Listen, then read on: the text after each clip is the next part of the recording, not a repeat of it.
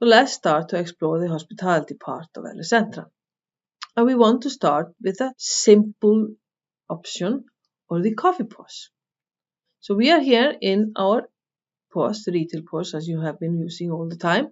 And we do log on, and now we're going to go into the coffee house. So this coffee house, is it retail or is it hospitality? Does it really matter? Because this is just LA Central using different functionality. So what we're going to do now, we're going to sell the coffee.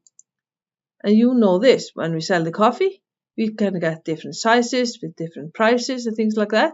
Let's select the cup. And here we get the first example of a modifier. This is an item modifier that is set up with the coffee item.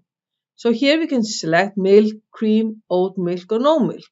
Let's do oat milk this time. So we got one item. And a typical thing in a coffee shop would maybe be to buy a sandwich. So if we go into other items and we do a BLT sandwich, we get something like this. So here we get another example of an item modifier. So would you like to have French fries, onion rings or baked potato? Let's do the first one with French fries. And you see the price. Let's sell another BLT sandwich and this time take a baked potato. And you may notice here in the corner there says something additional of 1. So let's select the baked potato and what you get. The first one had 0 for the French fries. This will extend the amount from 1 for the baked potato. So now we want to finish this sale. And you may notice there is no total.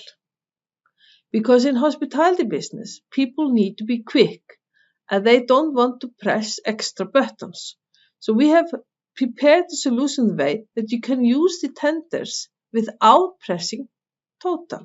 That is something just set up in back office. So this time I'm going to do cash. Here you have it. You can do as usually, finish it with putting an amount, 20 or something like that, and press OK. And everything is printed out. Let's do a little bit different. Let's sell something, espresso, club sandwich, or whatever you want. And you see now the total is 460.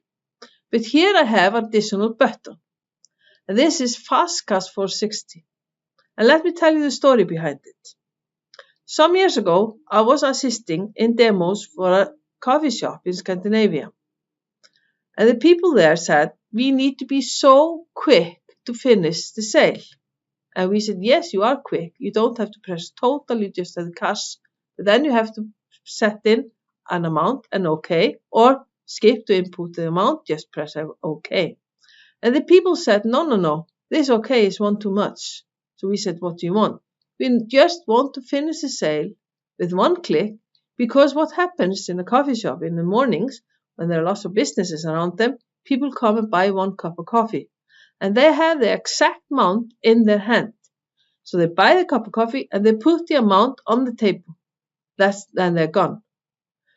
So we realized that we needed to create something called Fast Cash. And now I'm going to use this Fast Cash. I select it. And what happened? POS went straight to printing and is now ready for the next sale. You see how fast this was. These kinds of additions required by our customers, they often end up in the solution. So this was just a very small example of that. Additionally, we see that POS is quite similar to the one we're using. Maybe not exactly the same buttons and things like that, but that is all configurable, remember, just as the retail POS. And of course, you can have members, put in member card, member contact, things like that in the POS.